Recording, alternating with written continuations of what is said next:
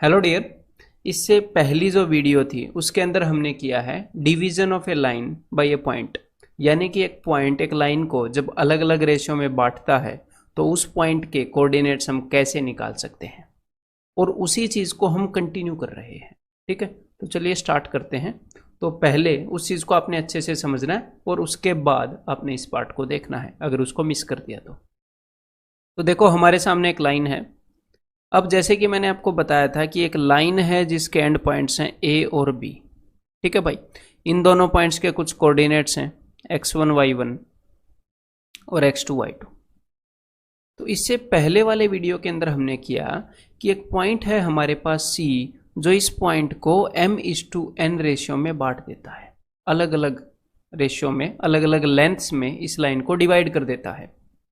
तो हमने पॉइंट सी के कोऑर्डिनेट्स निकालने थे और इस चीज का हमने एक फॉर्मूला डिराइव कर लिया था। अब यहां पर क्या आ गया, यहां पर आ गया मतलब एग्जैक्टली वही कंसेप्ट है लेकिन उसका स्पेशल केस है। अब की बार क्या है, ये जो पॉइंट है ये मिड पॉइंट है। मतलब कि अब की बार ये जो पॉइंट सी है ये इस लाइन को दो बराबर टुकड़ों में बांट रहा है। इनकी लेंथ अलग अलग नहीं है। अब की बार ये इसको 1:1 के रेशियो में डिवाइड कर रहा है। ये मिड पॉइंट है, मध्य बिंदु है। क्लियर है? तो यहां पर फॉर्मूला तो वही रहेगा भाई, रेशियो में ही तो डिवाइड कर रहा है तो फॉर्मूला तो एग्जैक्टली वही रहेगा। लेकिन ये एक स्पेशल केस है तो इसका क्या बन जाता है वो एक बार देख लेते हैं जरा।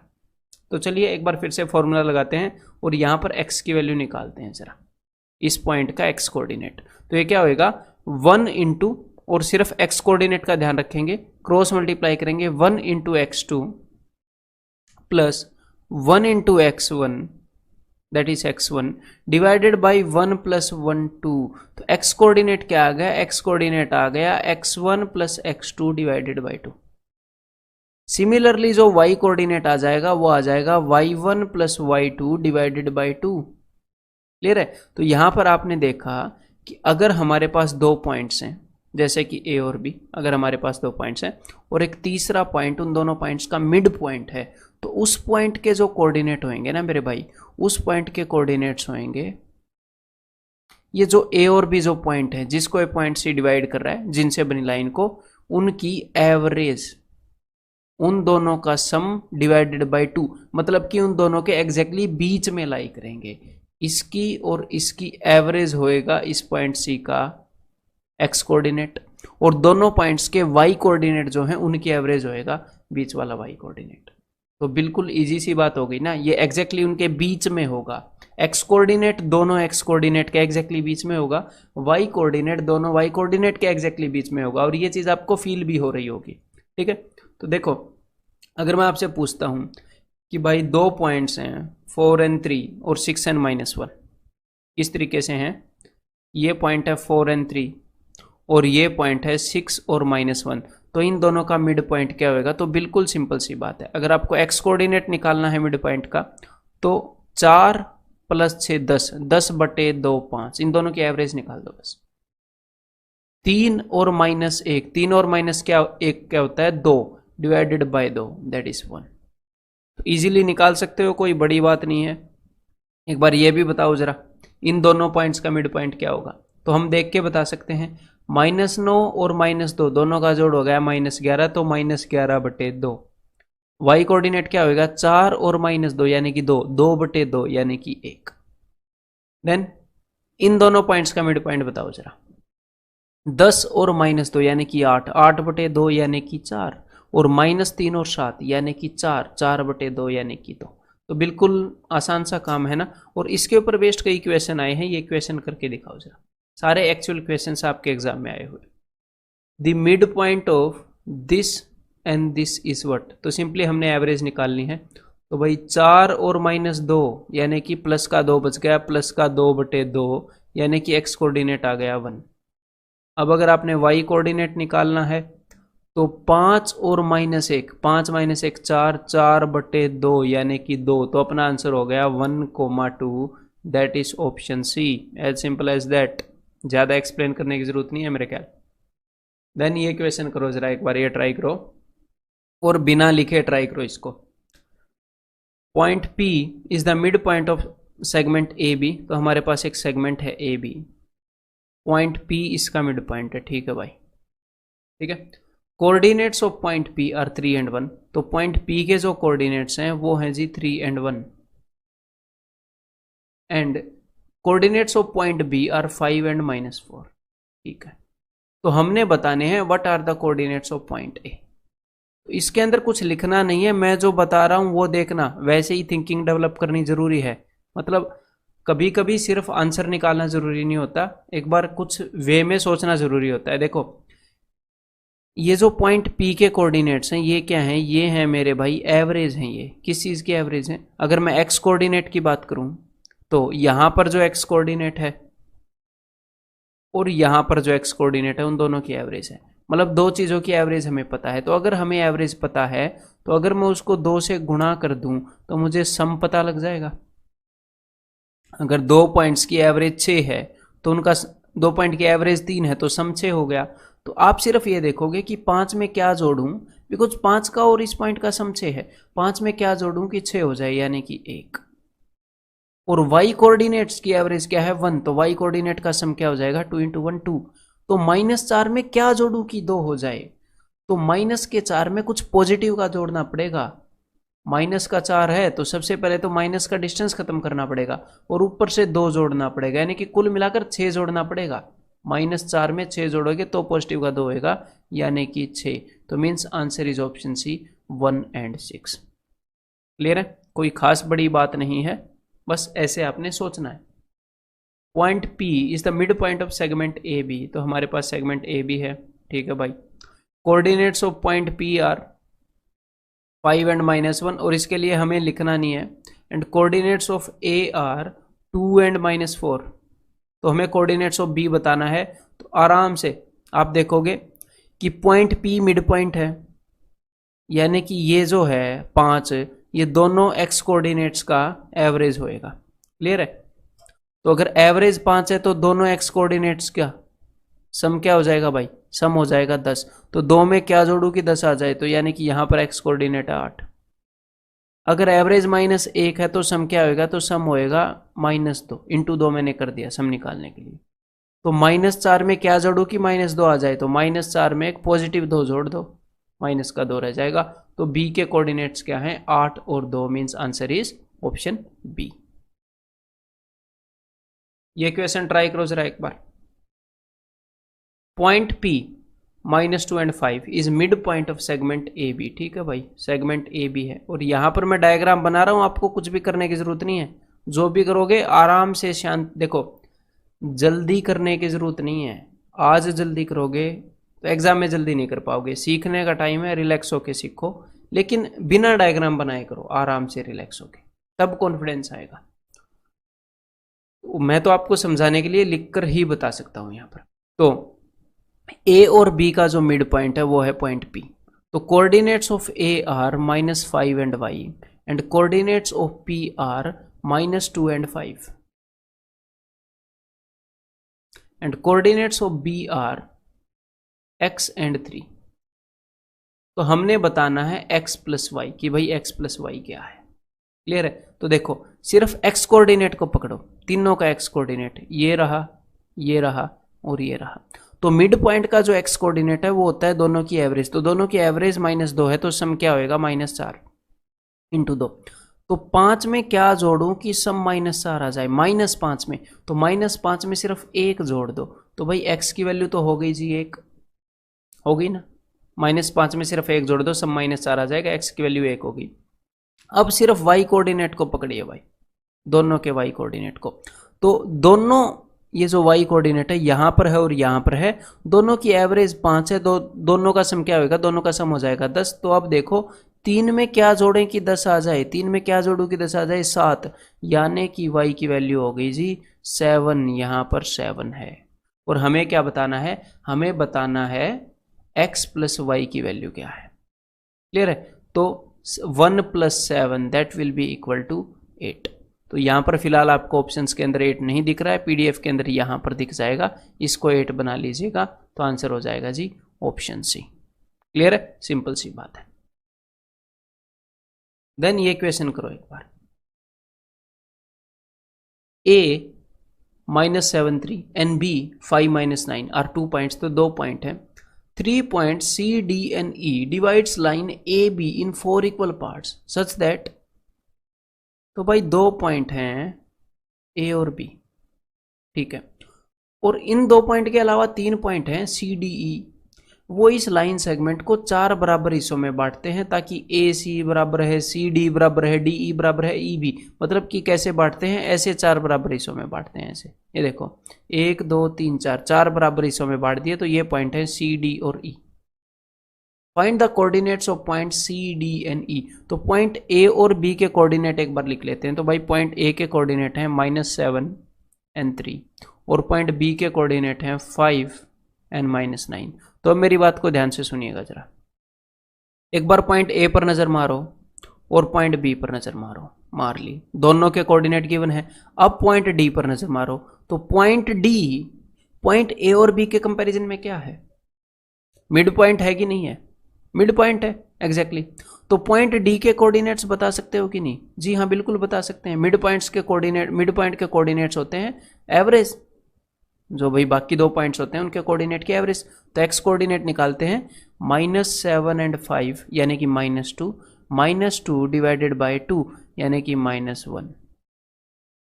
देन वाई कोऑर्डिनेट निकालते हैं 3 और -9 यानी कि -6, -6 बटे 2 यानी कि -3.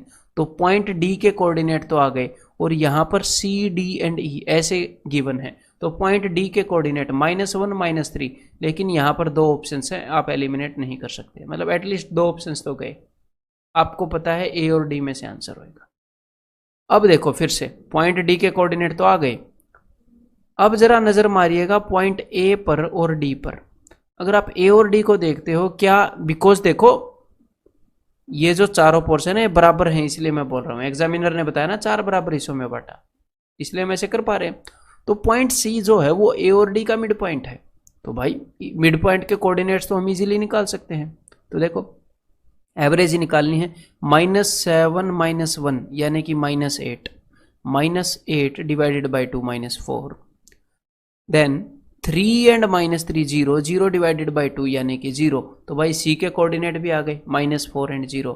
तो दोनों ऑप्शंस के अंदर -4 एंड 0 है, कुछ नहीं कर पा रहे. अब आपको E के तो निकालने ही पड़ेंगे, तो कोई बड़ी बात नहीं है. देखो D और B जो पॉइंट्स हैं इन दोनों के ऊपर अगर आप नजर मारोगे तो ये जो E है ये मिड पॉइंट है D और B का, इन दोनों का मिड पॉइंट है ये.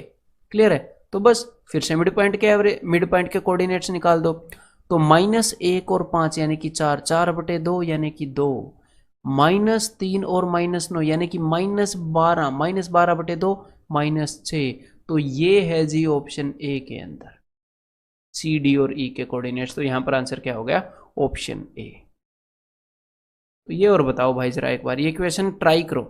पहले मैं आपको ये सारे क्वेश्चंस करवा चुका हूं, लेकिन मिड पॉइंट का थोड़ा दिमाग लगाने की कोशिश करो इसके अंदर. तो आपने अगर मिड पॉइंट का दिमाग लगाने की कोशिश की है तो चाहे वो लगा हो या ना लगा हो, एक बार मैं आपको एनिमेशन दिखा देता हूं ताकि आपको क्लियर हो जाए कुछ बातें.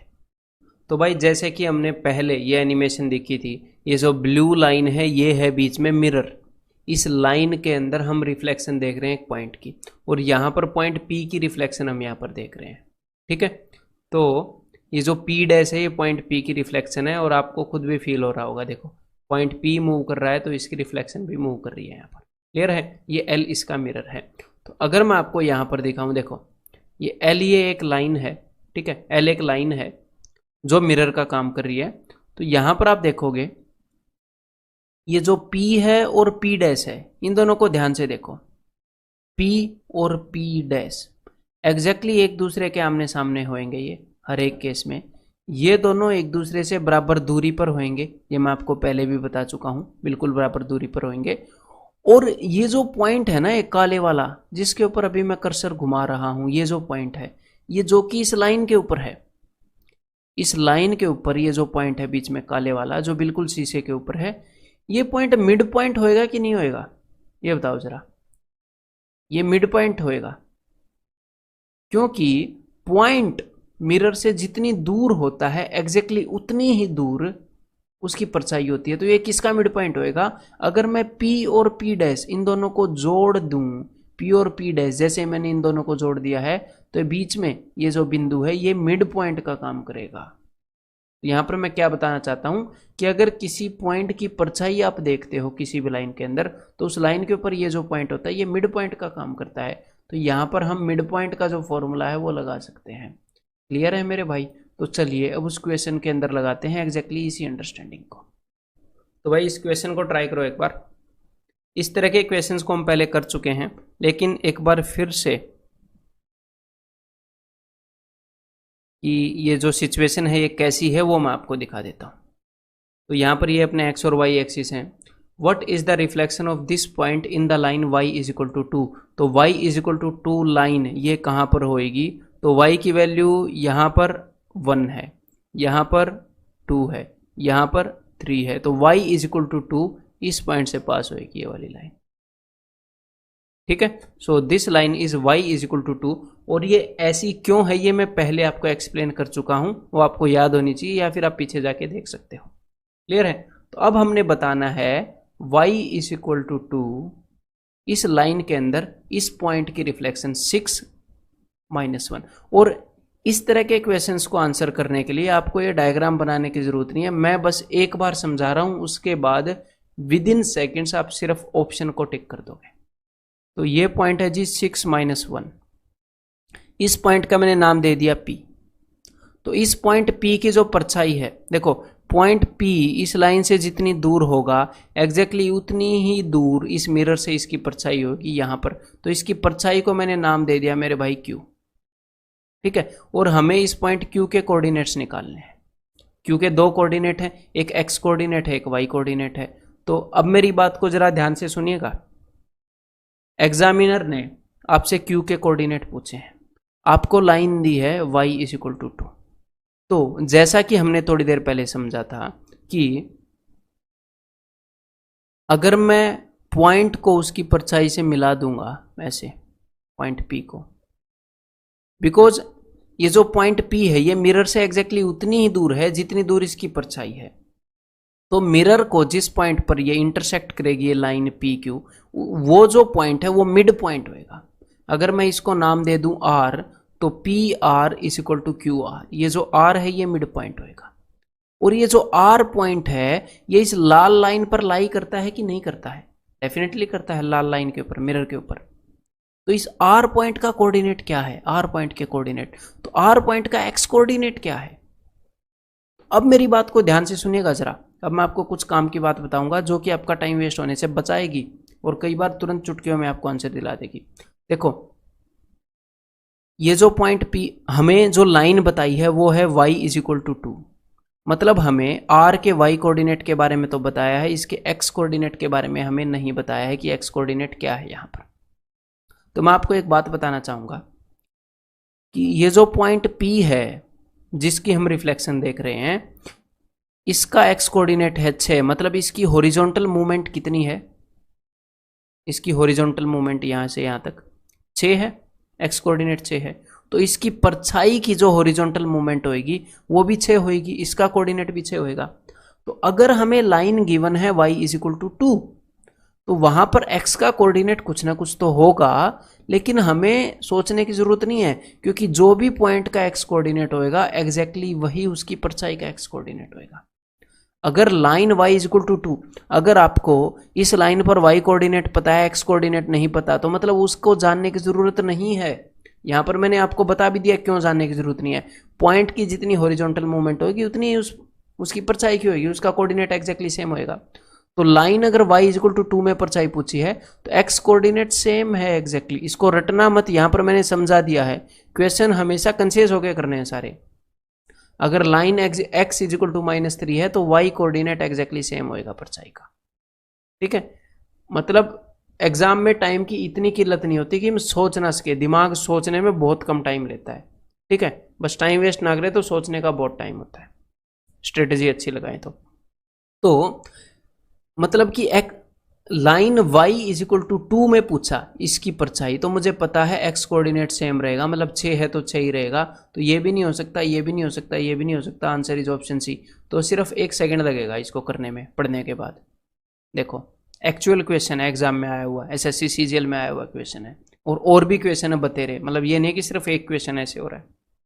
और एक और बात, अब देखो हमें पॉइंट आर के बारे में पता लग गया, इसका वाई कोऑर्डिनेट 2 है और ये मिड पॉइंट है। तो देखो भाई मिड पॉइंट क्या होता है, एवरेज। तो जो वाई कोऑर्डिनेट है, दोनों वाई कोऑर्डिनेट की एवरेज 2 है, तो सम क्या होगा 4। तो इस -1 में क्या जोड़ूं कि 4 आ जाए, भाई 2 एवरेज है तो सम 4 होएगा, इन दोनों का सम 4। तो -1 में क्या जोड़ू कि 4 आ जाए, तो -1 के अंदर जोड़ना पड़ेगा जी 5, तो 6 5, ये देखो ऑप्शन सी हमने पूरे पूरे निकाल लिए। क्लियर है, क्लियर है मेरे भाई। तो अब आपने क्या करना है, देखो अब मैं आपको बताता हूं कि एग्जैक्टली कैसे आप एग्जाम में इसको कर दोगे इजीली। कि line y is equal to 2 के अंदर परछाई बताई है 0.6 - 1 की, तो जिस भी लाइन में परछाई बताई है वो मिड पॉइंट होएगा y इज इक्वल टू 2। तो वहां पर y तो आपको 2 बता दिया, x एक्सिस के बारे में बताया नहीं, तो x एक्सिस इसकी परछाई का 6 ही होगा। सारी सिचुएशन को मैंने समझ लिया है, उसके बाद रटने के लिए नहीं, समझने के बाद ये मैं आपको रिजल्ट दे रहा हूं। तो x एक्सिस 6 ही होएगा, x के बारे में उन्होंने कुछ बताया नहीं है, y इज इक्वल टू 2 में बता रहे हैं। तो 6 मिल गया हमें, इसी से आंसर मिल गया। लेकिन मान लो अगर दूसरा भी ऑप्शन हो जाता कि 6 और 1, हमें अगर कंफ्यूजन होता, तो अब हमें पता है कि y is equal to 2, y coordinate 2 है, यानी कि दोनों के y कोऑर्डिनेट की जो एवरेज है वो 2 है, तो उनका सम 4 होगा। तो -1 में क्या जोड़ू कि 4 आ जाए, यानी कि 5, यानी कि आंसर इज ऑप्शन सी। समझ में आ गई बात। तो इसी बात पर एक बार इस क्वेश्चन को करके दिखाओ जरा। What is the reflection of this point in line y is equal to 1। अब देखो इसको कैसे करेंगे कि line y is equal to 1, यानी कि इसके कोऑर्डिनेट क्या है, x कोऑर्डिनेट तो बताया नहीं उस लाइन पर क्या है जिसमें रिफ्लेक्शन निकालनी है, लेकिन y कोऑर्डिनेट 1 है, तो ये मिड पॉइंट होएगा ना। उस लाइन के ऊपर ये जो पॉइंट है, जो अपना शीशा है, शीशे के ऊपर मिड पॉइंट होता है ना। हमारे पास यहाँ पर एक पॉइंट है, यहाँ पर उसकी परछाई है, तो ये जो लाइन है जो एज ए मिरर काम कर रही है, जिसके अंदर हमने रिफ्लेक्शन निकालनी है, ये मिड पॉइंट का काम कर रही है। तो ये अपना मिड पॉइंट है भाई, और ये पॉइंट है जिसकी रिफ्लेक्शन निकालनी है। तो अब देखो y is equal to 1, x coordinate हमें बताया नहीं, तो एक्स कोऑर्डिनेट एक्जैक्टली सेम रहेगा, सिर्फ 4 ही रहेगा। तो ये देखो 2 ऑप्शन यहीं पर एलिमिनेट हो गए देखते ही। अब y कोऑर्डिनेट निकालना है हमने, ये तो 4 ही होएगा अपनी परछाई का y कोऑर्डिनेट। तो एवरेज क्या है 1, क्योंकि मिड पॉइंट x1 है, तो एवरेज 1 है तो सम होएगा 2। तो मैं -3 में क्या जोड़ूं कि 2 आ जाए, -3 में क्या जोड़ूं कि भाई 2 आ जाए, तो -3 में जोड़ना पड़ेगा जी 5। ठीक है, तो 4 5 ये हमारा आंसर होएगा, दैट इज ऑप्शन बी। अब ये क्वेश्चन बताओ जरा, what is the reflection of the point -1 3 in the line x -4। तो देखो जिस लाइन के अंदर एक तो अपनी लाइन है और पॉइंट -1 3 की रिफ्लेक्शन हमने बतानी है, इस पॉइंट की ये लाइन है, मतलब इस लाइन के ऊपर अपना मिड पॉइंट लाई करेगा और यहाँ पर हमारी रिफ्लेक्शन होगी। तो इस पॉइंट के कोऑर्डिनेट क्या है, x की वैल्यू तो -4 दे दी, y की वैल्यू उसने बताई नहीं, तो यानी कि y की वैल्यू एग्जैक्टली यहाँ पर सेम रहने वाली है, यानी कि y कोऑर्डिनेट 3 होएगा। तो जब आप यहाँ पर देखोगे तो आपको सीधा सीधा दिख रहा है कि इन दोनों में से एक ऑप्शन होएगा। क्लियर है। और ये जो पॉइंट है, बिकॉज ये मिड पॉइंट है, लाइन एज ए मिरर का काम कर रही है, तो x कोऑर्डिनेट की एवरेज -4 है, तो सम क्या होएगा, तो सम होएगा जी -8। तो -1 में क्या जोड़ूं, इस -1 में क्या जोड़ूं कि भाई -8 आ जाए, यानी कि -7 जोड़ना पड़ेगा -1 में, तभी तो -8 आएगा। तो means answer is option B. Clear है।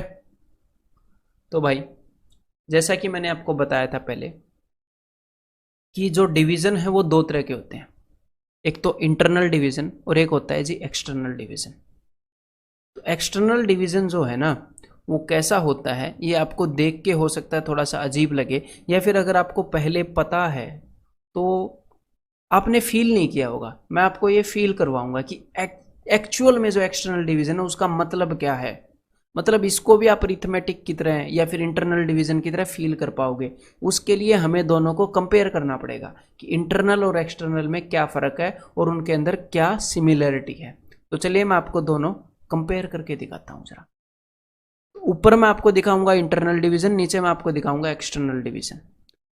तो हमारे पास एक लाइन है जी ए बी, और ऐसे ही नीचे भी हमारे पास सेम लाइन है ए बी। तो एक पॉइंट लूंगा मैं सी, जो ऊपर तो इस लाइन को इंटरनली डिवाइड करेगा और ऊपर इस लाइन को, नीचे इस लाइन को एक्सटर्नली डिवाइड करेगा। तो ये पॉइंट है सी, जो इस लाइन को 4:1 रेशियो में डिवाइड करता है। मान लो पॉइंट सी, मतलब कि इसकी लेंथ 4 है और इसकी लेंथ 1 है। ये पॉइंट सी इंटरनली डिवाइड कर रहा है, मतलब कि लाइन ए बी के अंदर है ये पॉइंट सी। तो अब मैं आपको यहां पर एक बात बताना चाहूंगा कि कोऑर्डिनेट ज्योमेट्री के अंदर जो डिवीजन है, जब ये पॉइंट इनको बांटता है, उसका मतलब क्या है। अगर पॉइंट सी डिवाइड कर रहा है ना, तो इसका ये मतलब है कि ए से सी का डिस्टेंस, उसका रेशियो किसके साथ, सी से बी का डिस्टेंस, ए से सी तक का जो डिस्टेंस है यानी कि ए सी, और सी से बी तक का जो डिस्टेंस है, उनका रेशियो है 4:1। इसको मैथमेटिकली ऐसे देख सकते हैं। तो C एक ऐसा पॉइंट है कि A से C तक का जितना भी डिस्टेंस है और C से B तक का जितना भी डिस्टेंस है, उनकी लेंथ का रेशियो 4:1 है। तो यहां पर एग्जामिनर ने क्या बताया कि C एक पॉइंट है इंटरनली, तो उसने एक पॉइंट बना दिया C बाहर, A B से बाहर। और अब ये जो पॉइंट है ना, ये भी 4:1 में डिवाइड कर रहा है AB को, लेकिन एक्सटर्नली डिवाइड कर रहा है। अब आपको लगेगा कि ये पॉइंट इस लाइन के अंदर नहीं है, इसको कैसे डिवाइड करेगा। तो देखो, ये अभी आप ऐसे फील नहीं कर पाओगे, ये मैथमेटिकली भी ठीक नहीं है, लेकिन ये एक इमेजिनरी पॉइंट है। और इसको कैसे, मतलब कि वो कैसे इसको जायज हम ठहरा सकते हैं, वो मैं आपको बताता हूं। ऊपर आपने देखा ए सी और सी बी, तो एग्जैक्टली इसी प्रिंसिपल पर ये इसको एक्सटर्नली डिवाइड कर रहा है। पॉइंट सी है, ये ए बी को डिवाइड कर रहा है जैसे ऊपर डिवाइड कर रहा था, ताकि ए से सी की दूरी जब हमने देखी तो वो निकली जी 4, और उसके कंपैरिजन में जब हमने सी से बी की दूरी देखी तो वो निकली 2। देखो, ए से सी की दूरी ज्यादा है, सी से बी की दूरी 1 है, तो ए से सी की दूरी के कंपैरिजन में सी से बी की दूरी 1 निकली।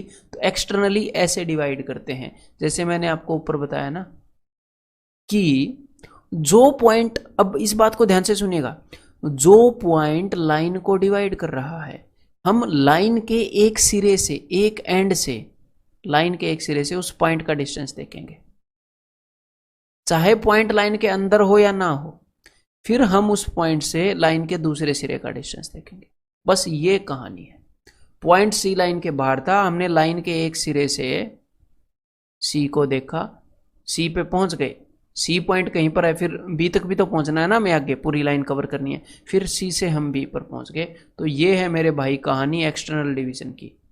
तो यहां पर मैं एक और बात आपको बताना चाहूंगा, आपको जरूरी नहीं है एक्सटर्नल डिवीजन का फॉर्मूला यूज करना। एक्सटर्नल डिवीजन का मैं फॉर्मूला आपको बताऊं तो गा, लेकिन उसकी जगह आप इंटरनल डिवीजन का फॉर्मूला भी यूज कर सकते हो। कैसे, अगर ए से सी तक की दूरी 4 है, जैसा कि यहां पर मैंने दिखाया है, और B से C तक की दूरी अगर 1 है, तो क्यों ना हम मान लें कि A से B तक की दूरी 3 होएगी, 4 में से 1 गया 3। तो यहां पर इस सिचुएशन को, अगर मैं ये बोल रहा हूं ना कि पॉइंट C ए बी को 4:1 रेशियो में एक्सटर्नली डिवाइड कर रहा है, एक्सटर्नली डिवाइड कर रहा है, तो मैं ये भी बोल सकता हूं कि point B line A C को इंटरनली 3:1 रेशियो में डिवाइड कर रहा है। एग्जैक्टली सेम सिचुएशन है, मतलब सेम सिचुएशन को मैंने 2 अलग अलग तरीके से बोल दिया कि point C line A B को 4:1 में डिवाइड कर रहा है, या point B line A C को 3:1 में इंटरनली डिवाइड कर रहा है। समझ गए, एग्जैक्टली सेम सिचुएशन है, आप कैसे भी यूज कर सकते हो। आगे मैं आपको फॉर्मूला बताता हूं, अब देखो जरा ध्यान से। तो भाई ऊपर क्या था, जब इंटरनल डिवीजन हो रहा था तो यहां पर ये m/n के रेशियो में डिवाइड कर रहा था, और a के कोऑर्डिनेट थे x1 y1, और b के कोऑर्डिनेट थे x2 एंड y2, और c के कोऑर्डिनेट थे x और y। और हमने क्या किया था, हमने x और y की वैल्यू निकाली थी कि नहीं। तो यहां पर x की वैल्यू क्या थी, देखो उससे कंपेयर करेंगे इसके फॉर्मूले को। अगर मेरे को x कोऑर्डिनेट निकालना था तो था क्रॉस मल्टीप्लाई किया था, और सिर्फ x कोऑर्डिनेट को ध्यान देना, m into x2 plus n into x1।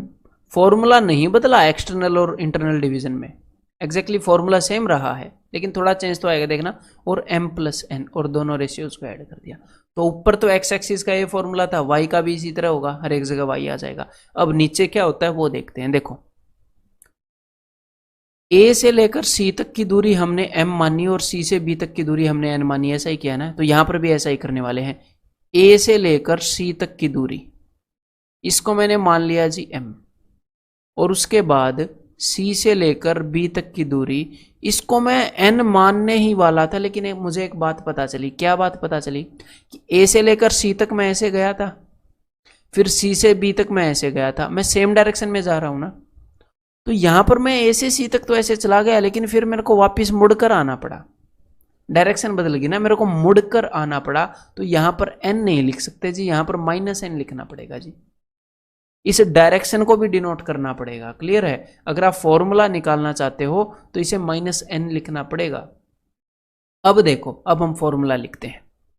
तो ऊपर जो हमने फॉर्मूला लिखा है वहां पर क्या हुआ, वहां पर हल्का सा चेंज आया है कि m इंटू x2, ये जो पॉइंट B है इसके कोऑर्डिनेट x2 y2 हैं और पॉइंट A के x1 y1 है, ठीक है।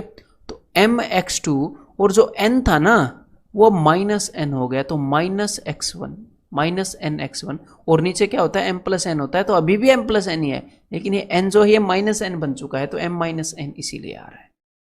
तो जब भी कोई पॉइंट एक्सटर्नली डिवाइड कर रहा है किसी भी लाइन सेगमेंट को और आपको उसके कोऑर्डिनेट्स निकालने हैं, तो ये वाला फॉर्मूला आप यूज करोगे।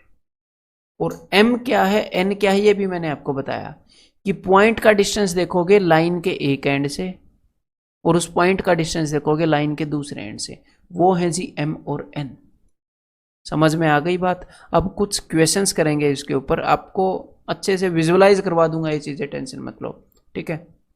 कभी भी लाइफ में आगे कंफ्यूजन नहीं होगा। एक बार ये क्वेश्चन करने की कोशिश करो जरा। For point A and B, find the coordinates of the point which divides AB externally in this ratio। तो सबसे पहले तो एक बार मैं आपको फॉर्मूले से करवा दूं, फॉर्मूला यूज कर लेते हैं, उसके बाद हम क्या करेंगे, हम अपनी अंडरस्टैंडिंग यूज कर लेंगे। क्लियर है? अंडरस्टैंडिंग यूज करने के भी मैं आपको दो तरीके बताऊंगा। तो देखो भाई तो फॉर्मूला यूज करते हैं सबसे पहले। तो हमारे पास पॉइंट्स हैं ए, फॉर्मूला यूज करने में आपको कुछ नहीं करना, कुछ भी नहीं करना। जैसे हम इंटरनल डिवीजन करते थे एग्जैक्टली उसी तरह एक्सटर्नल डिवीजन करना है। बस पॉइंट ए और बी हो गए। इंटरनल डिवीजन में बीच में पॉइंट लिखते थे ना, अब एक्सटर्नल डिवीजन में आपको डर लग रहा होगा मैं कहां पर पॉइंट लिखूं, डरो मत, जब फॉर्मूला यूज कर रहे हो बीच में ही लिख दो, ठीक है। और ये किस रेशियो में डिवाइड कर रहा है, ये डिवाइड कर रहा है जी 1:3 के रेशियो में, ऐसे ही लिख दो, बीच में ही लिख दो पॉइंट को, 1:3 रेशियो में डिवाइड भी करा दो, ठीक है। हाँ, लेकिन फॉर्मूला एक्सटर्नल डिवीजन वाला लगा दो, मतलब कि कौन से वाला, mx2 -nx1, ये माइनस वाला फॉर्मूला लगा दो, डिवाइडेड बाई m - n, ये वाला। क्लियर है? तो अब मैं x कोऑर्डिनेट बता रहा हूं इस पॉइंट का जो इनको एक्सटर्नली डिवाइड करेगा।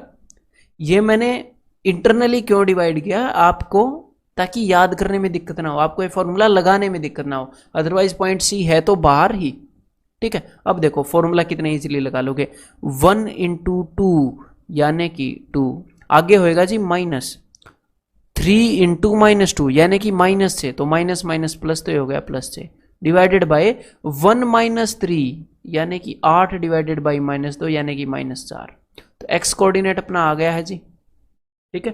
तो हमने यहां पर दो आंसर निकालने हैं, एक तो उस पॉइंट के कोऑर्डिनेट निकालने हैं जो इस लाइन को एक्सटर्नली 1:3 रेशियो में डिवाइड करे, और एक 3:1 में डिवाइड करे वो। अब y कोऑर्डिनेट निकालता हूं भाई, अब सिर्फ y कोऑर्डिनेट पर फोकस देना, x कोऑर्डिनेट तो आ गया, ठीक है। 1 × -1 यानी कि -1, देन उसके आगे आएगा जी -3 × 3, 3 3 9, डिवाइडेड बाय 1 - 3 यानी कि ऊपर हो गया -10, नीचे हो गया -2 यानी कि 5, तो -4 और 5, ये पॉइंट है जो इस लाइन को 1:3 रेशियो में एक्सटर्नली डिवाइड करता है। अब अगर आपको ये लगे कि 1:3 में डिवाइड करे या 3:1 में डिवाइड करे, बात तो एक ही है, तो आपके इस कन्फ्यूजन को भी दूर कर देता हूं, ठीक है। तो हाँ, पहला आंसर आ गया है अपना -4 और 5। ठीक है, इस बात को बस ध्यान रखिएगा, -4 और 5। एक बार -4 और 5 ये पॉइंट है जो इसको 1:3 रेशियो में डिवाइड करता है। अब आपके उस कंफ्यूजन को दूर करते हैं। देखो, एक लाइन है ए बी, इसको एक पॉइंट सी जो है वो 1:3 रेशियो में डिवाइड करता है। तो इसका मतलब है, ध्यान से देखो, लाइन ए बी को डिवाइड करता है 1:3 रेशियो में, मतलब ए से सी तक जाते हैं तो 1 है, सी से बी तक जाते हैं तो 3 है। अगर ऐसे ही मैं बोल दूं कि लाइन ए बी को 3:1 रेशियो में डिवाइड करता है, 3:1, तो उसका क्या मतलब है, पॉइंट सी डिवाइड करता है लाइन ए बी को 3:1, कि ए से सी तक जाते हुए 3 है और फिर 1 है। ये इसमें फर्क है। तो 1:3 और 3:1 अलग अलग बात है यहाँ पर। और एक और बात यहाँ पर आपको बताना चाहूंगा, देखो जरा, अगर मैं ये बोल दूं कि पॉइंट सी, ध्यान से देखिएगा, लाइन ए बी को डिवाइड करता है 1:3 रेशियो में, और पॉइंट सी लाइन बी ए को डिवाइड करता है 1:3 रेशियो में, ये भी अलग अलग बातें हैं। कैसे, देखो अब जरा, पहली वाली सिचुएशन क्या है कि ये लाइन है ए बी और पॉइंट सी जो है वो ए बी यानी कि ए से बी की तरफ जाएंगे, तो रास्ते में सी पड़ेगा और 1:3 रेशियो में काटता है। ए से बी की तरफ जाते हुए बीच में पॉइंट सी है, तो ए से सी 1 है और सी से बी 3 है। ये जस्ट मैं आपको समझा रहा हूं, ये एग्जैक्टली आपके आंसर्स पर इतना ज्यादा फर्क नहीं डालेंगी, क्योंकि एग्जामिनर इतना डीप में वो घुसता नहीं है। मतलब ये सारे फैक्ट्स ठीक हैं, मतलब वो ए बी बोलेगा, बी ए बोलेगा, वहां पर आपको नजर रखनी है, बी ए का अलग मतलब है, ए बी का अलग मतलब है। ठीक है, तो पॉइंट सी जो है वो बी ए को डिवाइड करता है, यानी कि बी से ए की तरफ जब हम जाते हैं तो ये पहले वाला हिस्सा 1 है और ये वाला हिस्सा 3 है। समझ में आ गई बात? तो चलो भाई, इसको याद रखिएगा कि यहां पर आंसर -4 5 था। अब ये वाला देखते हैं। तो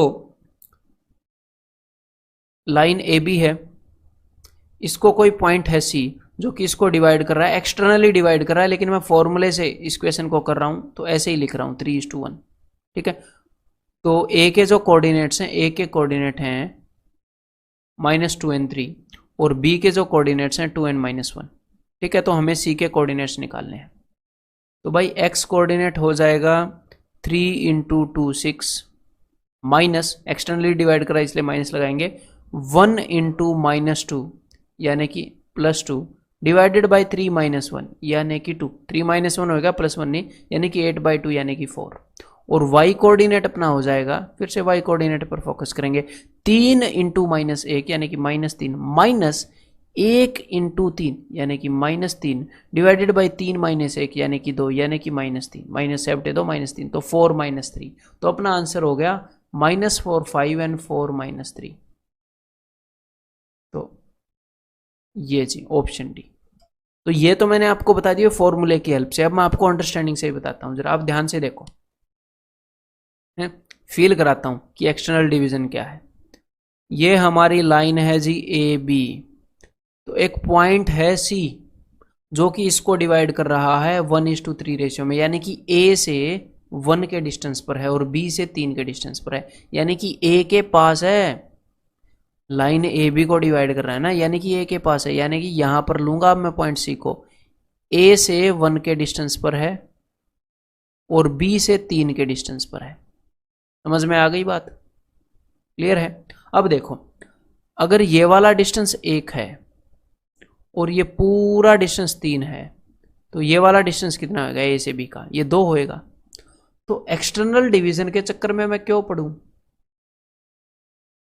देखो बात तो वही होगी ना, मैंने ये बोल दिया कि बी से सी की दूरी 3 है और ए से सी की दूरी 1 है, तो बात तो वही होगी कि बी से ए की दूरी 2 है। तो बस हमने ये चीज एनालाइज कर ली। आपको इंटरनल डिवीजन का फॉर्मूला आता है, तो यहां पर ये जो पॉइंट ए है ना, ये पूरी लाइन इस सी बी लाइन को 1:2 रेशियो में डिवाइड कर रहा है, तो वो वाला फॉर्मूला लगा दो या वो वाली अंडरस्टैंडिंग लगा दो। अब आपके पास 2 तरीके हैं। हमने इसको एक्सटर्नल डिवीजन के फॉर्मूले से कर लिया, हम इसको इंटरनल डिवीजन के फॉर्मूले से कर सकते हैं, और हम इसको अंडरस्टैंडिंग से भी कर सकते हैं। आपके पास ये सारे ऑप्शन है। देखो अब मैं इंटरनल डिवीजन का फॉर्मूला लगा के आपको बताता हूं। तो पॉइंट ए के कोऑर्डिनेट्स हैं -2 और 3, और पॉइंट बी के कोऑर्डिनेट हैं 2 and -1, और हमें पॉइंट सी के कोऑर्डिनेट्स निकालने हैं x एंड y। लेकिन हमें एक बात पता है कि पॉइंट ए जो है वो डिवाइड करता है इंटरनली 1:2 रेशियो में, ठीक है। अब इंटरनल डिवीजन का मैं फॉर्मूला लगा रहा हूं, पॉइंट ए डिवाइड करता है, मतलब कि यहां पर x और y जो हम निकालते हैं फॉर्मूले में, वो वाले कोऑर्डिनेट ये हैं पॉइंट ए के, जो डिवाइड करता है पॉइंट, उसके हम निकालते हैं।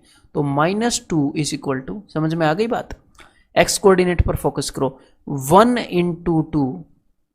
अब मैं इंटरनल डिवीजन कर रहा हूं तो यहां पर प्लस, इंटरनल डिवीजन का फॉर्मूला लगा रहा हूं, प्लस 2 × x डिवाइडेड बाय 1 + 2 3, तो 3 दूनी -6 इज इक्वल टू 2 + 2x। तो इस 2 को उस साइड भेज दो, -8 is equal to 2x, therefore x is equal to -4। तो x की वैल्यू आ गई ना जी -4।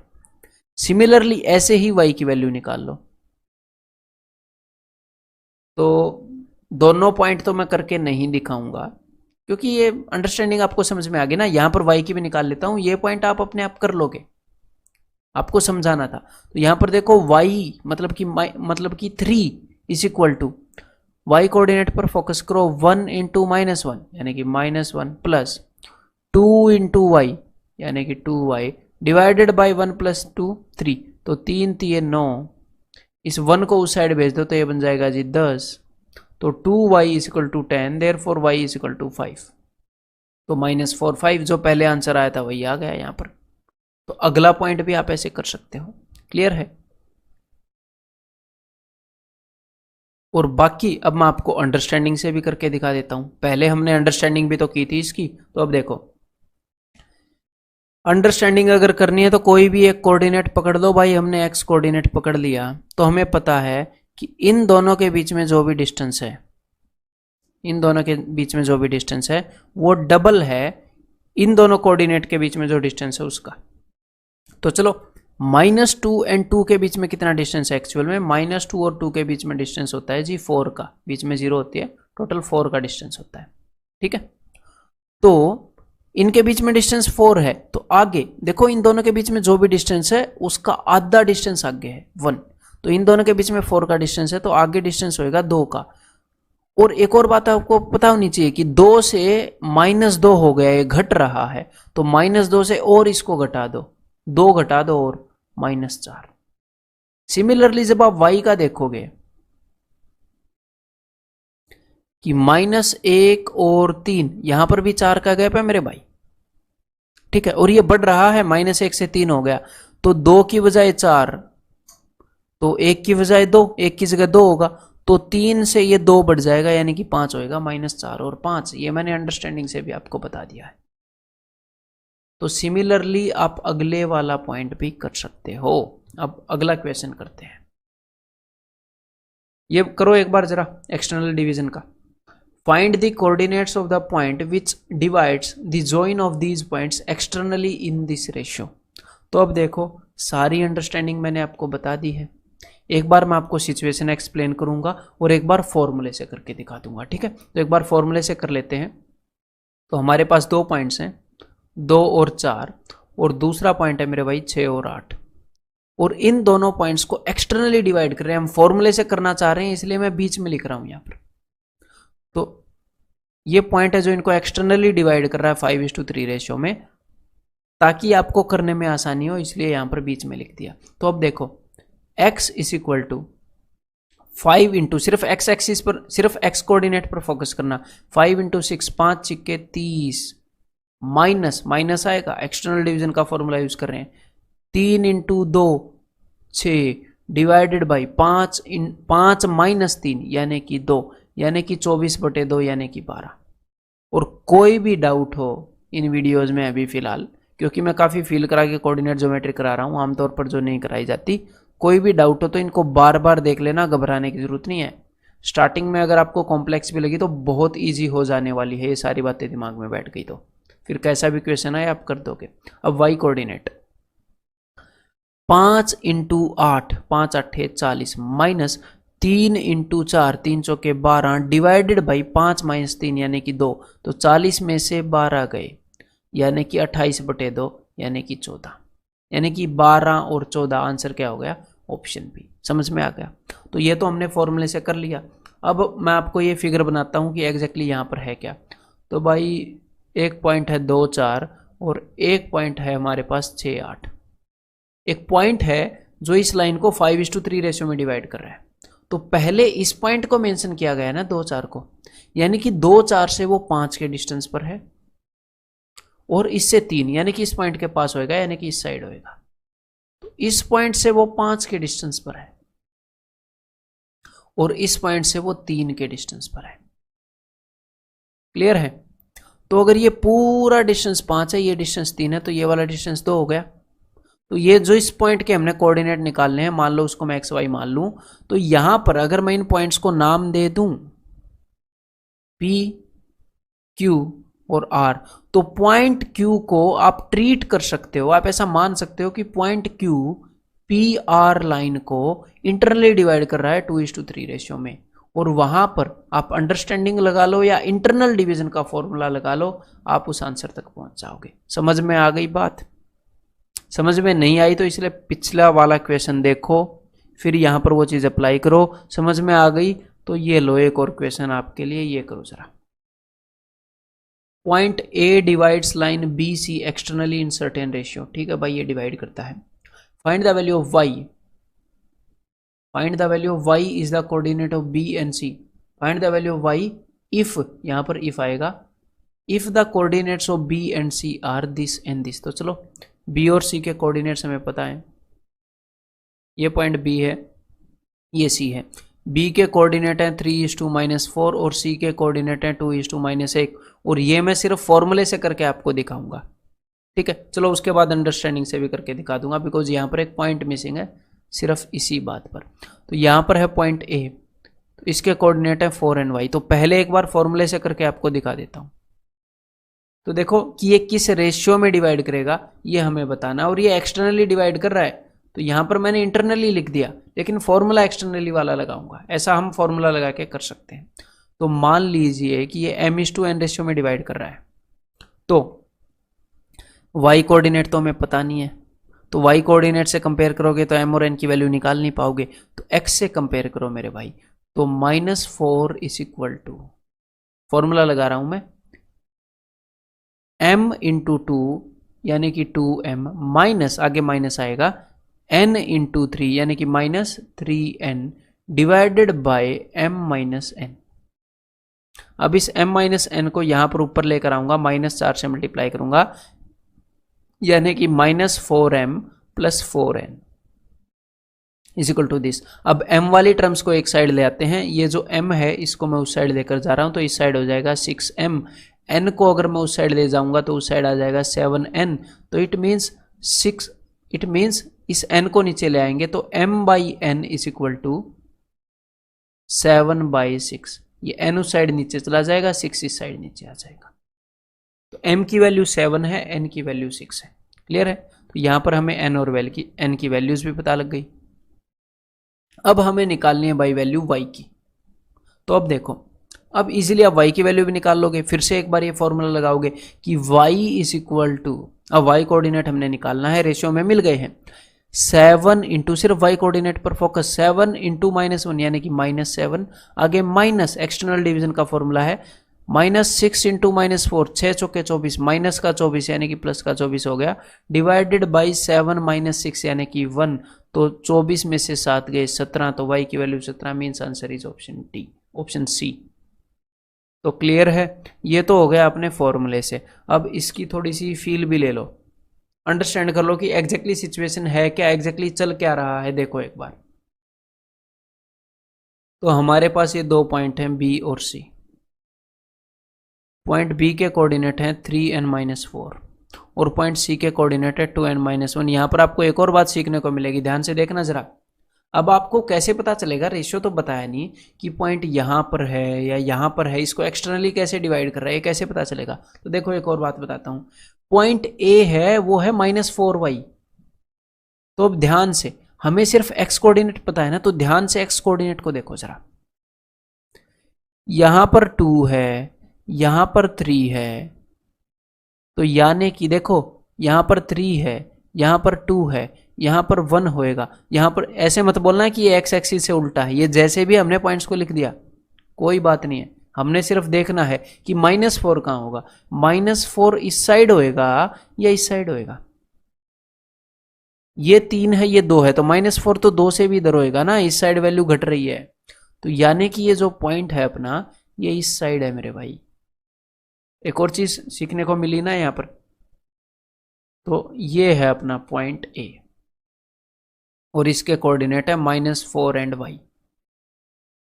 अब ये इसको किसी ऑर्डर में, मतलब कि किसी रेशियो में काट रहा है। अब देखो फॉर्मूले से तो हमने कर लिया, अब हम अंडरस्टैंडिंग से करते हैं। तो देखो बिल्कुल इजी है अंडरस्टैंडिंग से। आप क्या करो, कोऑर्डिनेट्स को पकड़ लो बस, एक्स कोऑर्डिनेट को पकड़ लो, वाई कोऑर्डिनेट की तो हमें वैल्यू पता नहीं है कि भाई 3 और 2 इनके बीच में गैप कितना है, इनके बीच में गैप है 1, और 2 और -4 इनके बीच में कितना गैप है, 6 का गैप है।